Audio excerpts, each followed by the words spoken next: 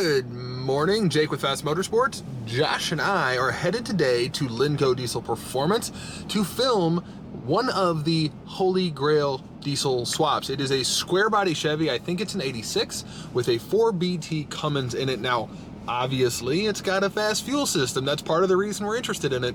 And one of the cool things about this truck, besides being a Cummins-Swapped square body, is the system on it is actually one of our red base systems, which if you're familiar with Fass at all, you might know that the red base system is one of our older systems. So the cool thing about this is this system has been holding on for years behind this compound turbo 4BT Cummins. So we're hitting the road. LinCo Diesel Performance. We'll see you soon.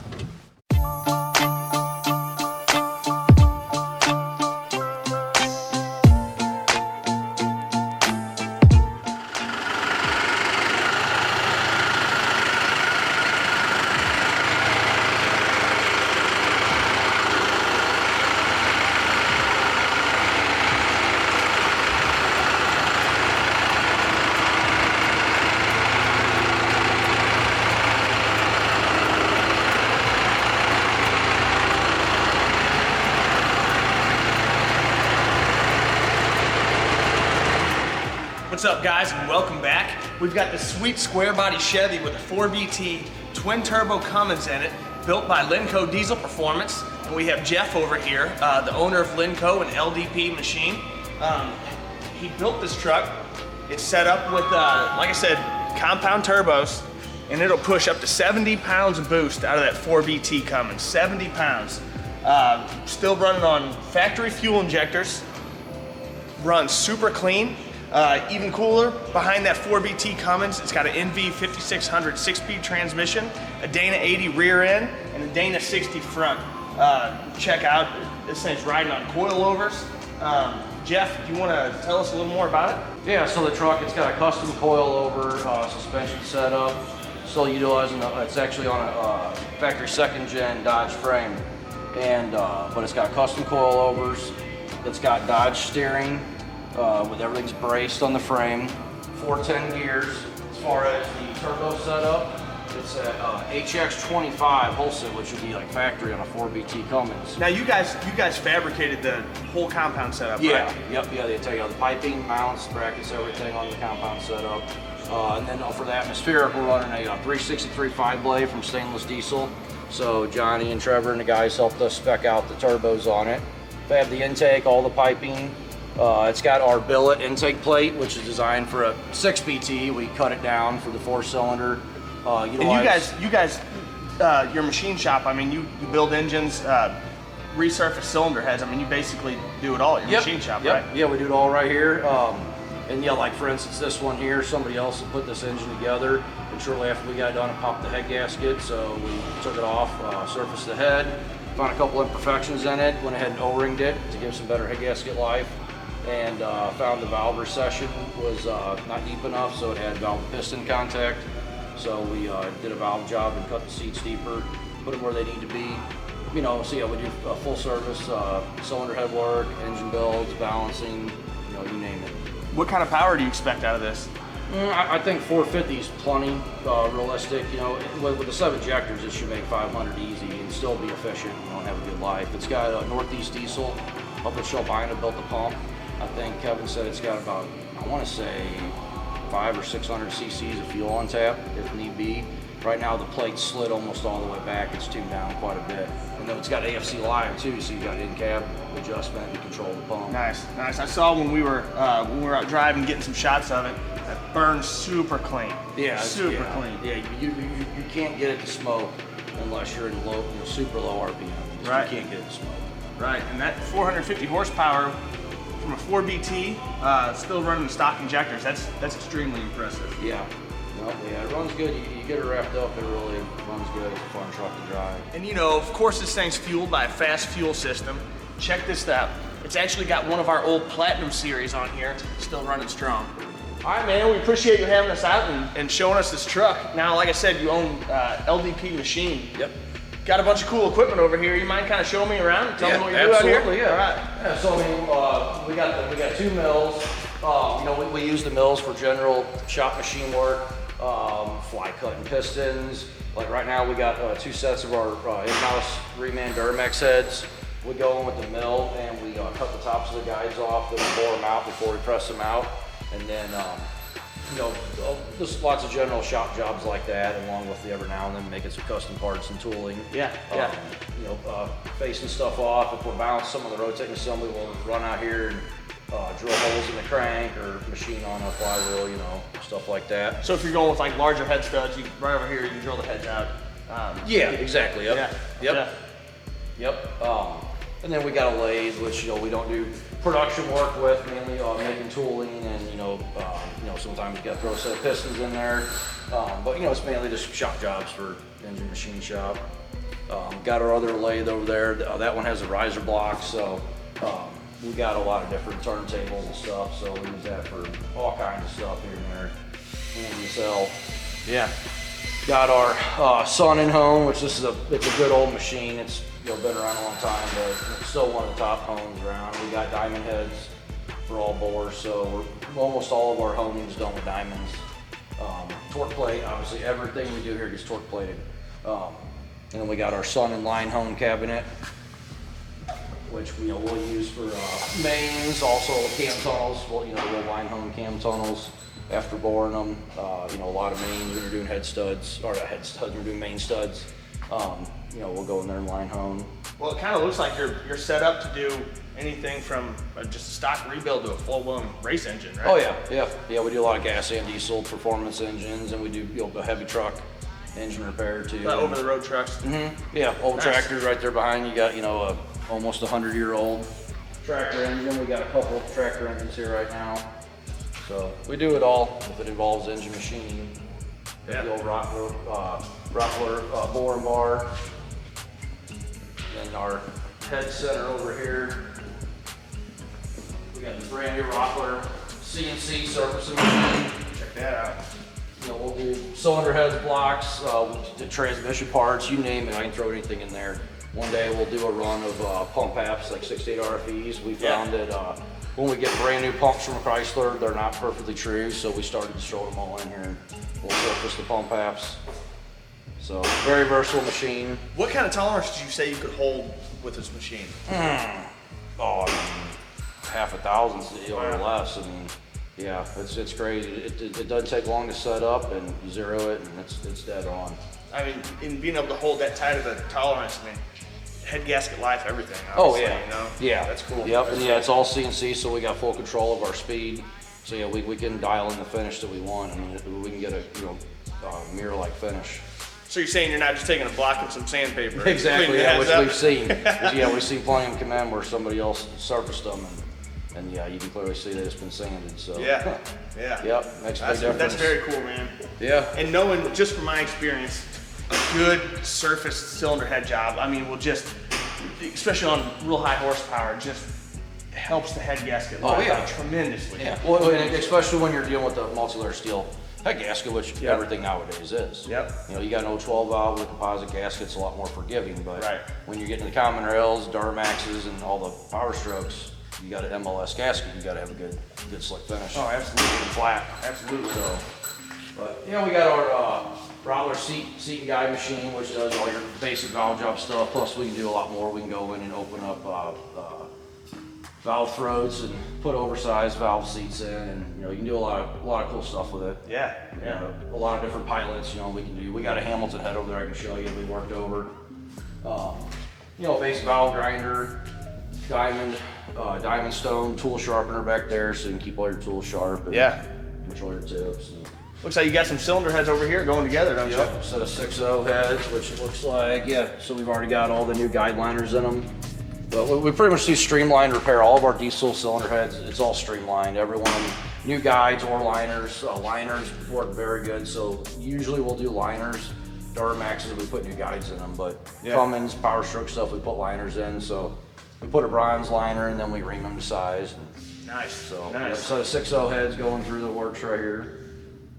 And we got our small cleaning equipment, tumbler, and a couple parts washers. There's Katie. Hi Katie. Katie does pretty much all the cylinder head work here for the most part, so, and more, but most of the cylinder to work. Very cool. Got some more stuff back here? Yep, this is a cleaning area. We'll keep it separate, keep the humidity back here, and keep this where we do all the tear down. We got LS get tore down, we got a couple Cummins. We got L5P Duramax sitting over there to get tore down. That'll be a R&D project at first at L5P, but we're gonna go ahead. Oh yeah. Tear it down and do a little time on that. We got our Ampro cleaning system here, our pressure tank, our pressure testing cabinets. We can do up to like 3408 cat head in the large tank there. Yeah. Flywheel surfacer with, we got a CBN stone cutter on here, so just surfaced the flywheel a little bit ago. We do a lot of flywheels, you know, not it's anything to brag about, but we do a lot of flywheels, and so we got a good CBN cutter, so we can give them just about as good a finish as a cylinder head with the CBN on there.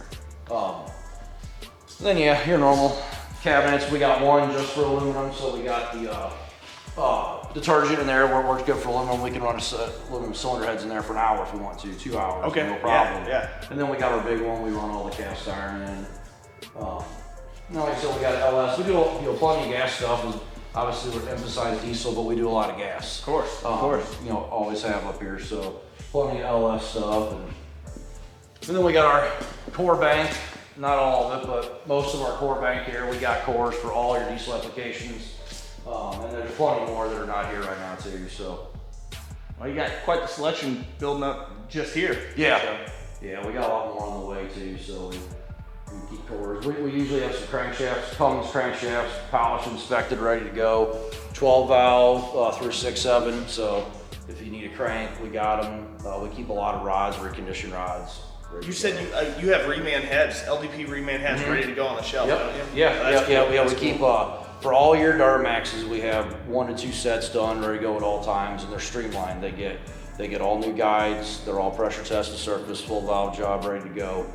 Keep them on the shelf along with 6.7 Cummins, 5.9 common rail, 24 valve and 12 valve on the shelf, ready to go. Power stroke, we offer new heads ready to go, or obviously like the ones you just seen there, you know, we'll work over customers' heads for 6.4 and down. Nice. Well, you know, what's really cool is throughout my years of working on stuff, unfortunately, a lot of the machine shops you go into now are just getting run down. You know, it's kind of a dying breed of machinists. It's really cool to see a newer machine shop coming in with excellent equipment, making sure that work area, assembly area is nice and clean, and really just making sure the products that go out the door are as perfect as you can possibly get them. Yeah. Attention to detail. Yep, absolutely. That's cool. Yeah, and like you said, it is a lot of what we've seen the last probably decade is these owners of machine shops. They're older guys. Nobody's there to take it over. They don't want to buy new equipment, so they're just running out their time. Yep. And we've seen that a lot, all over the place. So Right. yeah, there's not many up and coming, you know. And this machine shop was established before. It's a new building, Okay. but it was an established business, so plenty of experience on hand, you know, Yeah. and everything. Yeah. So what's this big fancy piece of equipment you got over here? This is our balancer, digital dynamic rotating assembly balancer. You know, so obviously we cranks, you know, balance the whole rotating assembly. We have bob weights. We have a lot of extra bob weights. So, you know, most machine shops got 4. Yeah. You see them there, number 1 through 4. We have a bunch more under the Now, cabinet. what are those for?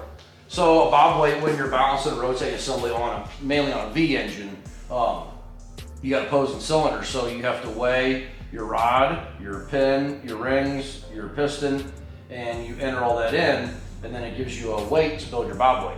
Okay. So the bob weight resembles the same mass, it's the rotating mass that the engine's going to have to cancel each other out. So you can trade and balance. Okay. So you go through and build your bob weight, something down to, you know, a couple tenths of a gram, and then you put your bob weights on and spin it up. That's cool. That's cool because you always hear about the balance, you know, balance rotating assembly, but until you actually see it, you know, it's pretty cool the process that goes into it. Yeah, a lot of people don't understand. A lot of people want to skip that step because they don't think it's necessary because they don't realize what they're getting. But do you put a new set of tires on something without getting the balance? Exactly, right? Yeah. Yep. So, like on all of our diesel builds, I balance the rods to within 0.3 of a gram. Wow. That's very tight. We try to get the big end zeroed out across the board and then 0.3 overall. Yeah. The Pistons, the set I just did for the 6.7 build yesterday, I got one piston was 1/10 of a gram higher than the rest. You know, you can't get any better than that. No. So we have very tight tolerances. So we always balance, we weight match our rods and pistons, which is very critical. The tighter tolerance, the better it's going to be. Of course. And then you build your bob weights accordingly. So yeah, we got a really nice setup for balancing. You know, and then a lot of times, you know, we'll pull a crank out of the machine, go out to one of the mills. We've got fixtures made. We can throw it in there to drill into the counterweights. You know, especially if we got to add heavy metal. Yeah. So, but yeah, and then, you know, like flex plates, flywheels, we can balance all that stuff. We got a mandrel, and I like it. I'll get brand new stuff from you know, big name manufacturers, and I'll bring it here and spin it up. Yeah. And more times than not, I'm surprised. I will like Suncoast, for instance. You never know, so you always want in the back of your mind. I've spun up several solid billet flex plates for Suncoast. They're within like 1/4 of a gram. Oh wow. Very good. Yeah. I had one recently. I was doing an engine build. It was for a conversion, and I spun up the flex plate, and it was 60 grams out. This is from a company shipping these to people all over the place, slapping them on, and you know, wondering why their Cummins is shaking so much forward. Right. Well, that's a huge imbalance. Oh yeah. So you know, and that's the attention we pay. We pay attention to detail on all of our builds. Right. So yeah, balance it. I enjoy it. It's fun. You know, so I don't mind spinning stuff up and checking it. So I see you got this badass engine going together over here. And first thing I noticed was the lightweight Hamilton crankshaft. Now, obviously we know, but can you explain to the viewers, I mean, why would you want to go with lightweight crankshaft? Well, I mean, anytime you can lower your mass, your weight on a rotating assembly, it's faster rev and it's horsepower. You know, like when you put a truck on a dyno or an engine on a dyno, you're timing how long it takes to get from this speed to that speed, and that's your horsepower. Well, if you lower your rotating mass, it's going to turn faster and easier, so horsepower. So yeah, this has the lightweight Hamilton crank in it, so the counterweights are, you know, milled off. Yeah. Yeah, this one's got main studs, billet girdle, got H-series bearings. It's got large bowl pistons, because this will still be like a hot street work stock setup, possibly 2.6 smooth bore. So mainly pulling, but it's going to be a good all-around build. Oh yeah. Coated pistons, DLC coated wrist pins, custom H head studs. Got a Hamilton head that we took and worked over in-house. Nice. Fire ring in the head and block on this particular build. Hamilton cam, all Hamilton valve train. So yeah, this will be a pretty hot truck. Yeah, so look out for it around the Midwest this summer. Yeah, I look forward to it. Well, man, we appreciate you showing us around the place. Really cool setup you got here, and if you guys are needing any machine work, be sure to get a hold of Jeff here at LDP Machine. I'm sure he can get you taken care of. Yep, thanks guys.